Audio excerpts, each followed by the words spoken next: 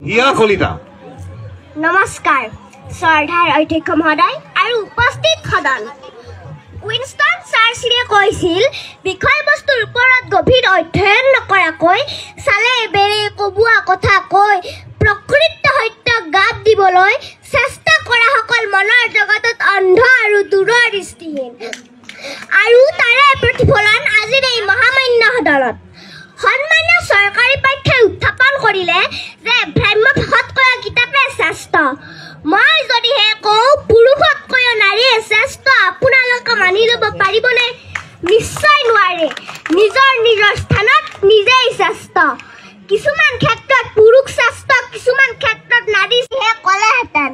শিশু বা ছাত্ৰ ছাত্ৰীৰ ক্ষেত্ৰত ভ্ৰাম্য ভাষাতকৈ কিতাপে শ্ৰেষ্ঠ বুলি ক'লেহেঁতেন। কিন্তু কোনো স্থান, কাল, পাত্ৰ, পৰিধি, ক্ষেত্ৰ উল্লেখ নকৰাকৈ সকলোকে একাকাৰ কৰি এনেকুৱা এখন বিসংগতিপূৰ্ণ, অযুক্তিকৰ, অপ্ৰাসংগিক বিধেয়ক উল্লেখ কৰিলে, যাৰ হত্যা নিৰূপণ কৰা আৰু গছত গৰু উঠাৰ বাঘৰ নেগুৰেৰে কাণ খোজোৱা একেই কথা। সেয়ে উক্ত বিধেয়কক তীব্ৰ বিৰোধিতা জনাই আজিৰ সদনত বিধেয়কৰ বিপৰীতে মত পোষণ কৰিছোঁ। মাননীয় অধ্যক্ষ মহোদয়, স্বামী গৃহত শাহু শহুৰৰ পৰা অকথ্য নিৰ্যাতনৰ বলি হৈ থকা নাৰীগৰাকীয়ে স্বামীৰ বেল্টৰ কোব খাই প্ৰাণ বচাবলৈ ভ্ৰাম্য ভাষাটোৱে হাতত তুলি লয় আৰু উচুপি দেউতাকক কয়, দেউতা মোক লৈ যাবিহি অ', ইহঁতে মোক মাৰি পেলাব দেউতা।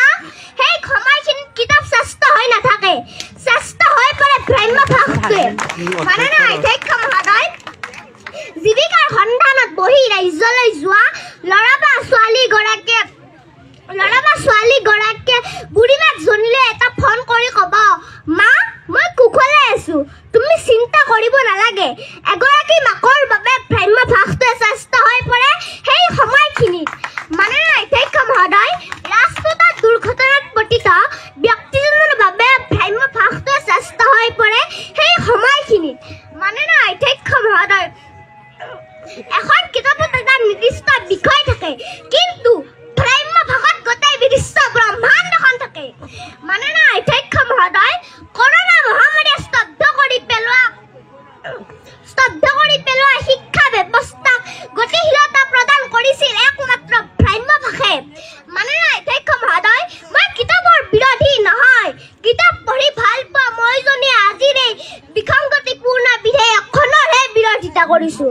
কিতাপ আমি পঢ়িব লাগিব, কিতাপ আমি লিখিব লাগিব, কিতাপ আমি প্ৰণয়ন কৰিব লাগিব, কিন্তু ইয়াৰ অৰ্থ এইটো নহয় যে কিতাপক শ্ৰেষ্ঠ কৰিবলৈ গৈ ভ্ৰাম্য ভাষাৰ ভূমিকাক নৎসাৎ কৰিব। স্থান, কাল, পাত্ৰ ভেদে ভ্ৰাম্য ভাষাটো শ্ৰেষ্ঠ হৈ পৰে।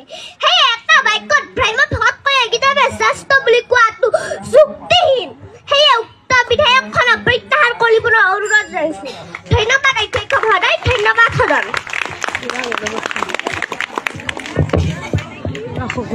আমি বিৰোধী পক্ষৰ আজিৰ সদনৰ আটাইতকৈ এবাৰ সৰু সদস্য হিয়া কলিতাক ধন্যবাদ জ্ঞাপন কৰিছোঁ।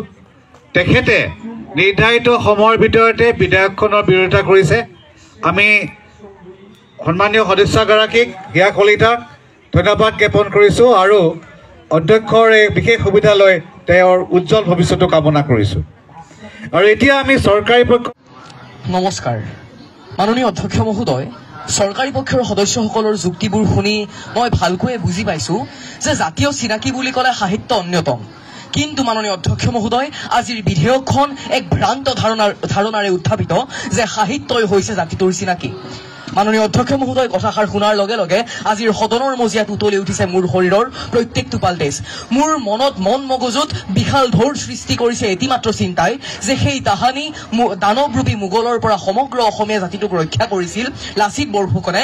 তেখেতে কৈছিল যে নিজৰ দেশখনতকৈ, নিজৰ জাতিটোতকৈ মোমাই ডাঙৰ নহয়। মোৰ মনত গুঞ্জৰিত হৈছে এষাৰ মাত্ৰ কথা যে সেই ব্ৰিটিছৰ শোষণ তথা উৎপীড়নৰ পৰা সমগ্ৰ অসমীয়া জাতিটোক ৰক্ষা কৰিছিল মণিৰাম দেৱান, কুশল কোঁৱৰ কনকলতা বৰুৱাৰ দৰে শতাধিক অসমীয়া সন্তানৰ বলিদানে আৰু আজিৰ এই সদনৰ মাজমজিয়াত সেইসকল ব্যক্তিক নাকচ কৰি জাতিটোৰ চিনাকি বুলি স্থান দিব বিচৰা হৈছে সাহিত্যক।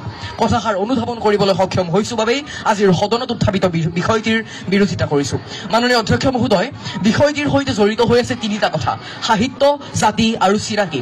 প্ৰথম কথা, চৰকাৰী পক্ষৰ সদস্যসকলে স্পষ্ট কৰি দিব লাগে যে কি সাহিত্যৰ কথা আজিৰ বিধেয়কখনত উত্থাপিত কৰা হৈছে, কিয়নো মাননীয় অধ্যক্ষ মহোদয়, সাহিত্য বুলি ক'লে আমাক লাগিব এটা নিৰ্দিষ্ট ভাষা। দ্বিতীয়টো কথা স্পষ্ট কৰিব লাগে যে কি ধৰণৰ জাতিৰ কথা আজিৰ বিধেয়কখনত উত্থাপিত কৰা হৈছে, কিয়নো যদি উত্থাপিত কৰিব বিচৰা হৈছে ভাৰতীয় জাতিৰ দৰে এক বিশাল পৰিসৰৰ জাতিৰ কথা, তেন্তে মই ক'ম যে তেনেধৰণৰ জাতিৰ সাহিত্যৰ সৈতে কোনো সম্পৰ্ক নাই। হয় মাননীয় অধ্যক্ষ মহোদয়, ভাৰতীয় জাতিটোৰ কোনো সাহিত্য নাই। ইয়াৰ মূল কাৰণটো হৈছে যে যদি আমি এটা অসমীয়া কবিতা লিখোঁ সেয়া হ'ব অসমীয়া সাহিত্য, যদি আমি হিন্দী কবিতা লিখোঁ সেয়া হ'ব হিন্দী সাহিত্য। কিন্তু ভাৰতীয় জাতিটোৰ সাহিত্য ক'ত? কিয়নো সেই ভাৰতবৰ্ষত বসবাস কৰে বহুতো অসংখ্য সৰু বৰ জনগোষ্ঠীয়ে, যাৰ ভাষা বেলেগ বেলেগ, যাৰ সাহিত্য বেলেগ বেলেগ। আৰু যিহেতুকে ভাৰতৰো কোনো ৰাষ্ট্ৰীয় ভাষা নাই, সেয়েহে ভাৰতীয় জাতিটোৰ কোনো সাহিত্য নাই।